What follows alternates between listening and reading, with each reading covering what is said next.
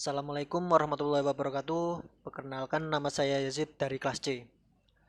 Di sini saya akan mempresentasikan tugas besar IRBA 2, tugas yang kedua. Dengan tema proses desain aliran kritis dan aliran superkritis. Pengertian aliran kritis adalah aliran yang mengalami gangguan permukaan seperti yang diakibatkan oleh riak yang terjadi karena batu yang dilempar ke dalam sungai tidak akan bergerak menyebar melawan arus. Pengertian aliran superkritis adalah aliran yang kecepatan lebih besar dari gelombang kecepatan. Selanjutnya, kriteria aliran kritis. 1. Bilangan fluid sama dengan 1. 2. Untuk debit tertentu, energi spesifiknya minimum. Yang ketiga, debit maksimum untuk energi spesifik tertentu. Yang keempat, gaya spesifik minimum untuk debit tertentu. Yang kelima, tinggi kecepatan sama dengan kedalaman hidrolik untuk saluran dengan kemiringan kecil. Selanjutnya yang keenam, kecepatan aliran di saluran dengan kemiringan kecil yang distribusi kecepatan merata sama dengan kecepatan gelombang kecil di air dangkal akibat gangguan setempat. Ini bisa kita lihat di gambar. Selanjutnya, penampang kritis. Keadaan kritis pada penampang tertentu dari saluran adalah penampang kritis. Aliran kritis dalam saluran pneumatik merupakan aliran seragam. Selanjutnya, kemiringan saluran yang membuat debit dan kedalaman kritisnya tetap adalah kemiringan kritis.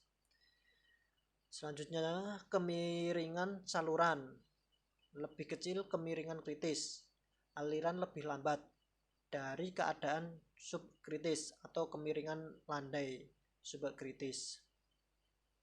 Untuk kemiringan saluran lebih besar daripada kemiringan kritis, aliran lebih cepat dari keadaan superkritis atau kemiringan curam atau superkritis. Sifat aliran kritis antara lain ada 2. Yang pertama, tidak stabil. Tidak stabil adalah perubahan kecil pada energi spesifik pada atau di dekat keadaan kritis akan menimbulkan perubahan kedalaman yang besar. Yang kedua, permukaan bergelombang. Permukaan bergelombang adalah aliran mendekati keadaan kritis, permukaan airnya tidak stabil dan bergelombang. Untuk selanjutnya, kegunaan aliran kritis.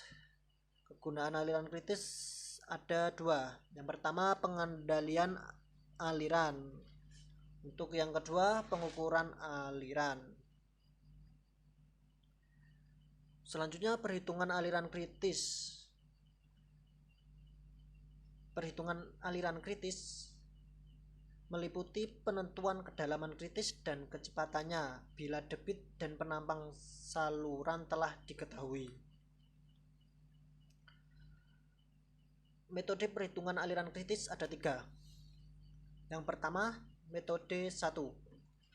Untuk suatu bentuk geometris penampang saluran yang sederhana, aliran kritis dapat ditentukan dengan perhitungan aljabar yang memakai persamaan dasar. Yang kedua, gelombang 2. Untuk penampang saluran yang rumit atau saluran penampang alam. Selanjutnya, yang ketiga, metode gambar rancangan. Gambar rancangan untuk menentukan kedalaman kritis. Selanjutnya, pengendalian aliran. Pengendalian aliran ada 3. Yang pertama, pemantapan suatu keadaan aliran yang tertentu dalam saluran. Yang kedua, hubungan tertentu antara taraf muka air dan debit aliran. Yang ketiga, penampang pengendali akan mengendalikan aliran sedemikian rupa sehingga membatasi perambatan. Berikut contoh-contoh pengendalian aliran. Yang pertama, suatu prismatik yang panjang dan lurus, di mana terbentuk genangan akibat bendung yang melintang saluran dan air melimpas bendung melalui suatu pelimpah-limpasan. Yang kedua, diperlihatkan ketika keadaan aliran di saluran. Berturut-turut aliran subkritis, kritis, dan superkritis. Yang ketiga, kemiringan saluran dari ketiga keadaan tersebut berturut-turut adalah landai atau subkritis, kritis, dan curam atau superkritis. Selanjutnya, pengukuran aliran.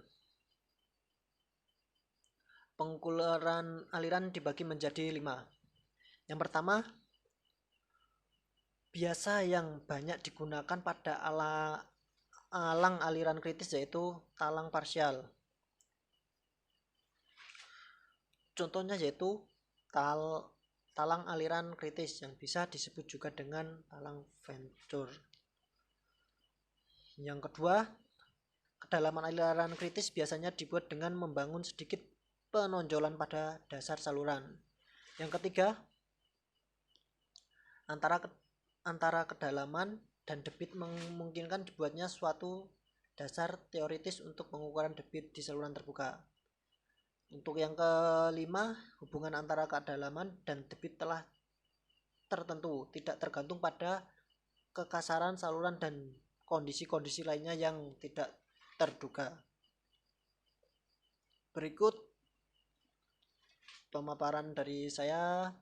Apabila ada kesalahan kata, saya mohon maaf yang sebesar-besarnya. Saya akhiri. Assalamualaikum warahmatullahi wabarakatuh. Terima kasih atas perhatiannya.